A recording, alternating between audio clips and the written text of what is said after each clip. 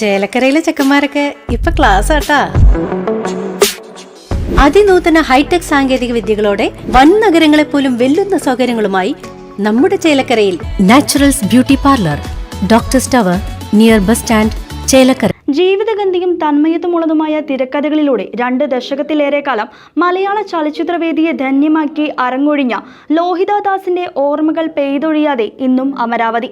ജീവിതഗന്ധിയും തന്മയത്വമുള്ളതുമായ തിരക്കഥകളിലൂടെ 2 ദശകത്തിലേറെ കാലം മലയാള ചലച്ചിത്രവേദിയെ ധന്യമാക്കി അരങ്ങൊഴിഞ്ഞ ലോഹിതദാസിന്റെ ഓർമ്മകൾ പെയ്തൊഴിയാതെ ഇന്നും അകലൂരിലെ അമരാവതി.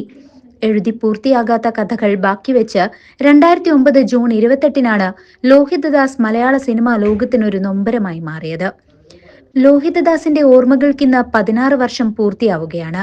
പത്മരാജനും ഭരതനും MTക്കും ശേഷം കാമ്പുള്ള അനേകം തിരക്കഥകളാണ് ലോഹി മലയാളക്കരയ്ക്ക് സംഭാവന ചെയ്തത്.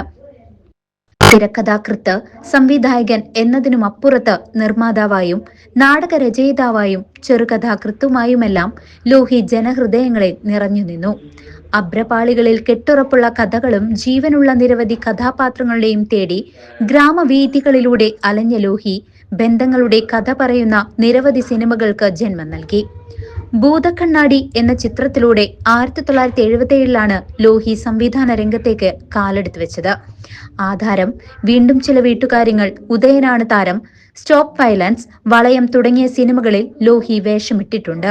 മലയാള ചലച്ചിത്ര ലോകത്തിന് ഇന്നും മറക്കാനാവാത്ത AK ലോഹിതദാസിന്റെ ഓർമ്മകൾ കാലത്തിനൊപ്പം ഇന്നും കൂട്ടിവെക്കുകയാണ് അകലൂരിലെ അമരാവതി. ലോഹിതദാസിന്റെ ഓർമ്മകൾ തുള്ളിമുറിയാതെ പെയ്തു വീഴുമ്പോൾ ആ ഓർമ്മകളെ നെഞ്ചോട് ചേർക്കുകയാണ് പ്രിയപത്നി സിന്ധുവും. News desk CCV.